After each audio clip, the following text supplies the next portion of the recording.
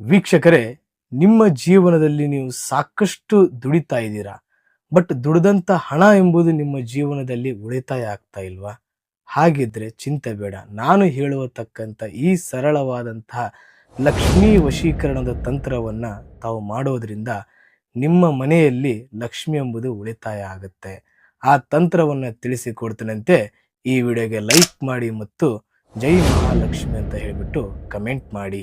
ವೀಕ್ಷಕರೇ, ಶುಕ್ರವಾರ ದಿನದಂದು ಕೆಂಪು ಬಟ್ಟೆಯನ್ನು ತೆಗೆದುಕೊಂಡು 3 ಹಿಡಿಯಷ್ಟು ಅಕ್ಕಿ, 3 ಗೋಮತೆ ಚಕ್ರ, 3 ಕವಡೆ, 3 ಲೋಟಸ್ ಹೂವಿನ ಬೀಜ ಅಂದರೆ ಕಮಲದ ಹೂವಿನ ಬೀಜ ಮತ್ತು ನಿಮ್ಮ ಕೈಯಲ್ಲಿದ್ದಷ್ಟು ಹಣ, ಈ ಎಲ್ಲವೂ ಸಹ ಹಾಕಿಬಿಟ್ಟು ಒಂದು ಗಂಟನ್ನು ಕಟ್ಟಿ ನಿಮ್ಮ ಮನೆಯ ಕುಬೇರ ಮೂಲೆಯಲ್ಲಿ ಇಟ್ಟು 11 ಶುಕ್ರವಾರ ಪೂಜೆಯನ್ನ ಮಾಡಿ.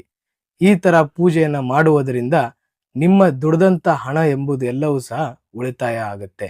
ನಿಮ್ಮ ಜೀವನದಲ್ಲಿ ಏನಾದರೂ ಸಮಸ್ಯೆಗಳಿತ್ತು ಅಂದರೆ ಈ ಕೆಳಕಂಡ ನಂಬರಿಗೆ ಕರೆ ಮಾಡಿ.